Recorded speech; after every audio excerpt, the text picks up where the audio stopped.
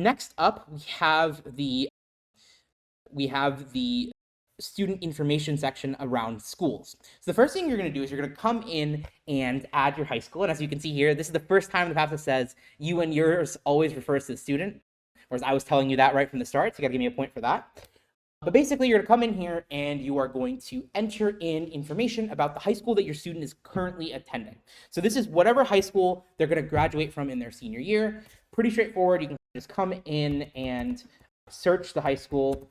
Just for the sake of ease, I'm going to do the high school that I would have gone to had I stayed in Texas all those years ago. So you do a quick search. Sometimes the search is not that great.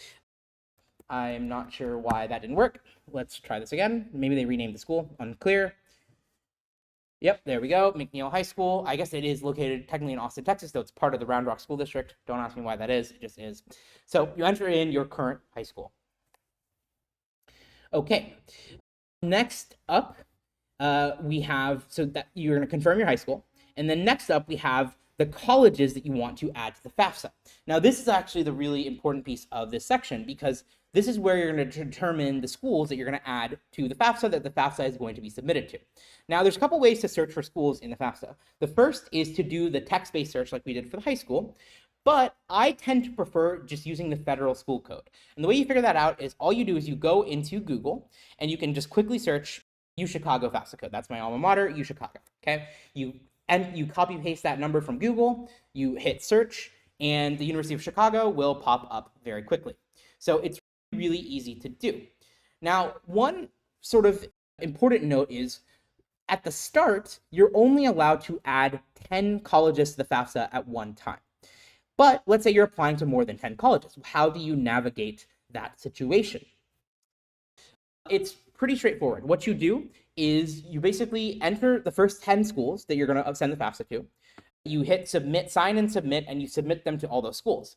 Then, once you've submitted them to all of those colleges, you can then go back into your FAFSA, remove certain schools by clicking this button here, and then add in additional schools. So even though there's only 10 slots that can be live on the FAFSA at any given moment, you are able to send to more than 10 schools through the FAFSA. The only challenge with this is if you end up changing some of the information on the FAFSA, then you are going to have to go back. You are going to have to live with whatever you had in the FAFSA when you submitted it to those first 10 schools. If you remove any of them, that the change is not going to get transmitted to those schools. Basically, the FAFSA that gets sent to the colleges is the FAFSA that was in the system when you click sign and submit to those schools. If you have changes to your FAFSA that you end up making later in the cycle or later in the year, you're going to have to reach out to those colleges' financial aid offices. But again, pretty straightforward system. One thing you are going to have to do on here is select a housing plan, whether your student is going to be living on campus with you or off campus. Now, keep in mind, for most colleges, they don't really let freshmen live off campus. So it's either going to be on campus or with parent, i.e. they're going to attend as a commuter student. But it is important that you enter this information in because it changes how colleges calculate your financial need and how much aid money that you need to be receiving. Because obviously, most colleges charge a fee for tuition, obviously, but then they charge a fee for room and board. So if a student's living at home, they're going to assume that room and board cost is zero. So this is going to affect your financial aid awards if you don't answer this correctly. So just make sure you answer whatever the housing plan is going to be for your student.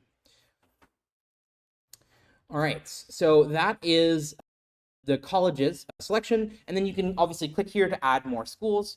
So let's just do this exercise again. Let's say we wanted to add Dartmouth to our list. Again, pretty straightforward. You just search Dartmouth's FAFSA code, click there, you hit search by school code, enter in the number, and it's a pretty straightforward exercise. You're able to add Dartmouth College in super quickly. I strongly recommend just using the numbers because the text search is pretty annoying, right? Let's say you're searching for Cornell University, just as an example. You're going to end up with multiple options. The state does constrain it a little bit, but I just personally think it's easier to use the federal school code because it's a 10-second Google exercise, basically.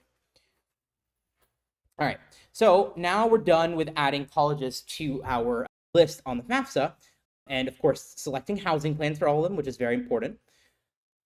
We're going to hit continue,